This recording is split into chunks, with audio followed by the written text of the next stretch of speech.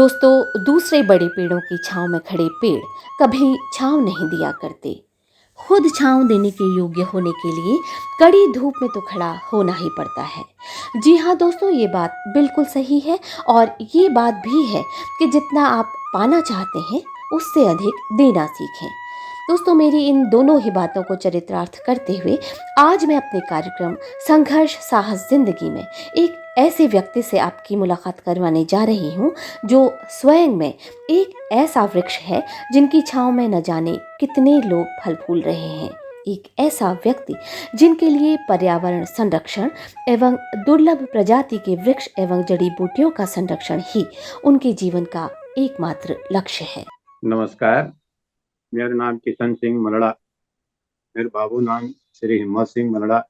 मेरे माताजी ना नाम छे ईजा नाम श्रीमती देवकी देवी मलड़ा। और हमार ग्राम सभा छो मंडल सेरा मलड़ा खोला, तहसील जिल्लू बैक्सर।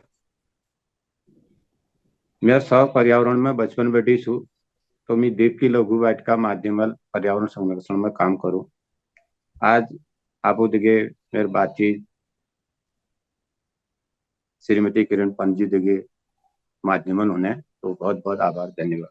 पर्यावरण से संबंधित जो कार्य मैं करता हूँ, ये शौक मुझे वैसे बचपन से था। मैं आपको छोटे से एक बचपन का उदाहरण दे रहा हूँ। मैं जब 3-4 वर्ष का था तो अपने नैनीहाल पीपल के गराड़ अपनी माता जी के साथ गया। तो रास्ते में खूब घने जंगल थे, वहां कुछ इस प्रकार की चिड़ियाएं बोल रही थी। मुझे वो पहली बार सुनाई। तो मैंने अपनी माता जी को जिद करी कि चिड़िया पकड़ कर लाओ। अब चिड़िया कहाँ से पकड़ के लाते? तो माता जी ने कहा कि अभी हम मंदिर जाते हैं, वहां पूरिया देंगे, पूरी खाने चिड़िया आएंगी तो उन्हें पकड़ेंगे, फिर हम ले जाएंगे। मंदिर में पहुंचने के बाद फिर मैं वही जिद करने लग गया कि चिड़िया पकड़ कर लाओ।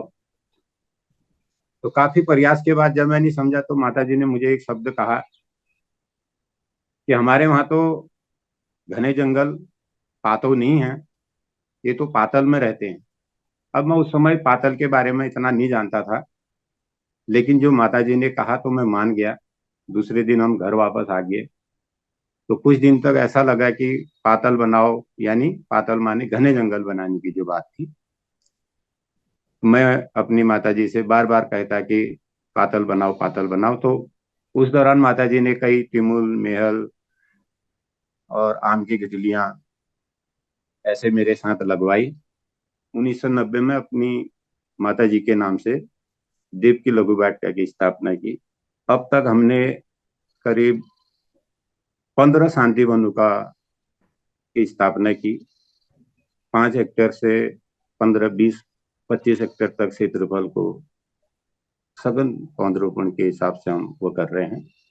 और विद्यालयों के द्वारा, छात्र छात्राओं के द्वारा, एनएसएस, एनसीसी, स्काउट के बच्चों के द्वारा सभी राष्ट्रीय पर्वों में एक ऐसा सिस्टम हमने ये किया कि कोई बुलाए या चाहे न बुलाए, अपने किसी भी तरीके से पौधरोपण एवं उनका संरक्षण ऐसी पहल हमने रखी।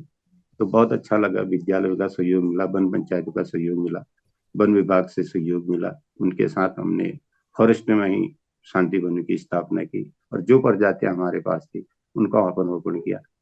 आज हमारे यहाँ जो शिलिंग था, शिलिंग के नाम से पूरे उत्तराखंड में करीब मेरी जानकारी में 15-20 ग्राम सभाएं हैं। हम 2002 से लगातार शिलिंग पर काम कर रहे हैं। डीडी हार्ट से जो शिलिंग का बीज हम शुरुआत में लाए, उससे कुछ पौधे बने। उसके बाद 2002 में, दो के पश्चात 2022 में जो शिलिंग का बीज हमने रखा है, काफी 60% हमने उसमें बीज जमा में सफलता प्राप्ति की। और 2002 से 2022 तक जो पौधे शिलिंग के लगाए हैं, करीब 50 पौधे अभी तक फूल तो दे रहे हैं, लेकिन सीड उनमें नहीं बन पा रही है। पता नहीं ऐसा क्या मौसम चक्र है, क्या उसमें ऐसी विशेषताएं हैं।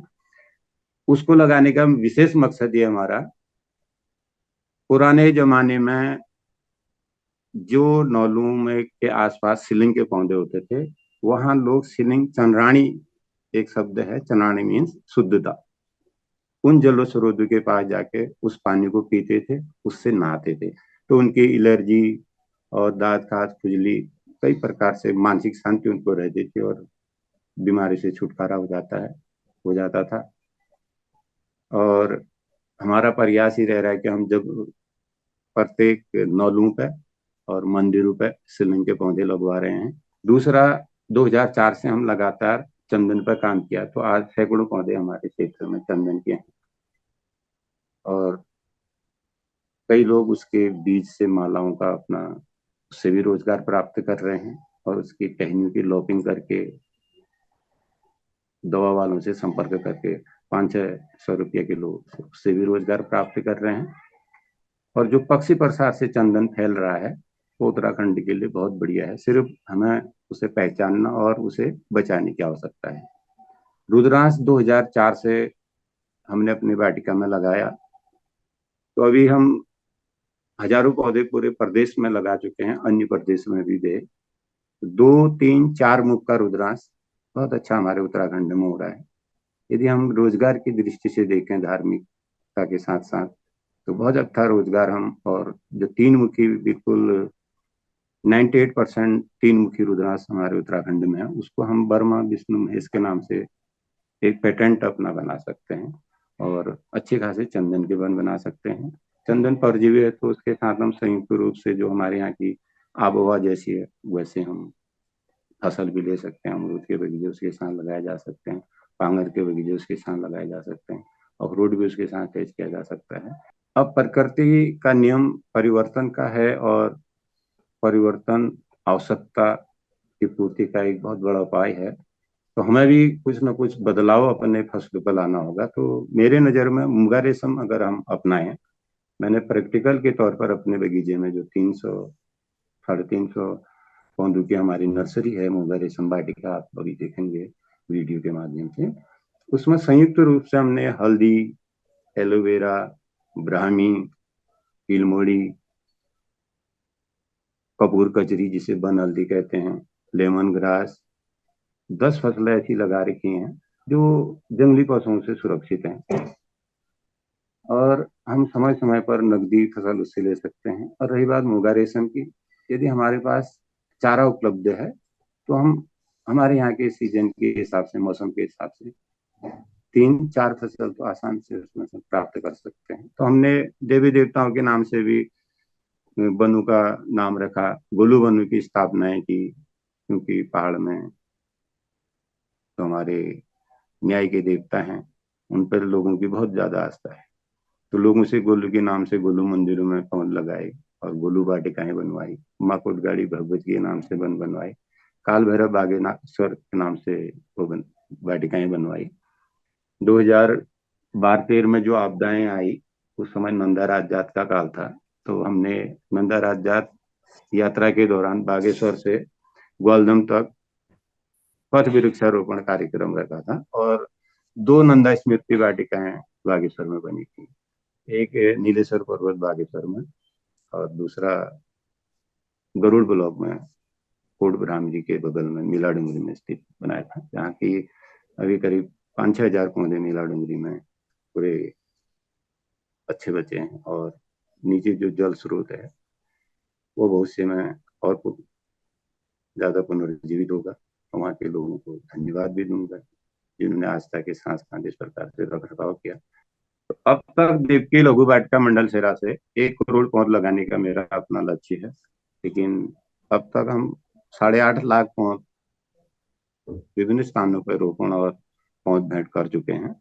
3 नर्सरियां लगातार हमारी 2016 तक चली थी, लेकिन अब स्वास्थ्य की अस्वच्छता के कारण भी 2 नर्सरियां बंद होगी तो एक ही नर्सरी चलती है। तो प्रत्येक वर्ष 25 से 30 हजार पौध हमारे निःशुल्क पौध भेंट होते हैं। यही हमारा लक्ष्य है कि हम किसी तरीके से लोगों से जुड़े और नई पीढ़ी को जोड़ने के लिए विद्यालयों के साथ संपर्क सभी ने करना चाहिए और बिना उनके नई पीढ़ी को जुड़े ये काम नहीं हो सकते हैं। और किसान पूरे हमारी ग्राम सभा आज करीब 7 हजार की आबादी मंडल सेरा की है, अब नगर पालिका क्षेत्र में आ गया है। तो हमारे आसपास के जितनी ग्राम सभाएं हैं सभी से हमने जुड़ाव किया और वन पंचायत के माध्यम से हमने किसी भी वन पंचायत को बिना मतलब पर्यावरण संरक्षण के लिए उनके हाथों में पौध भेंट करवाए और उनसे वन बनवाए, सीलिंग उनके नौलों में लगवाया। वन विभाग के साथ लगातार हमारा संपर्क रहता है और जहाँ भी उनका कार्यक्रम होता है वहाँ हम पहुँच लेते हैं और जो जगह हम चयनित करते हैं उनका भी उसमें सहयोग लिया जाता है। मेरी एक इच्छा है कि अधिक से अधिक लोगों के साथ संपर्क और बेटी बचाओ बेटी पढ़ाओ के लिए मैं जननी सुरक्षा के लिए अपनी बालिका से 2 पौधे लड़की के जन्म होने पर भेंट करता हूँ। अब हमने 5 साल से हम चंदन के पौधे भेंट करते हैं। चाहे किसी के पास जगह ना हो तो उस नाम से हम दूसरे को भेंट कर देते हैं। तो एक माता जी को समझाते हैं कि आप इन 2 पौधों को सुरक्षित लगाएं तो 20-25 साल के अंदर आपको काफी अच्छी से फिक्स्ड डिपॉजिट के तौर पे ये काम करेगा, ऐसा मेरा मानना है।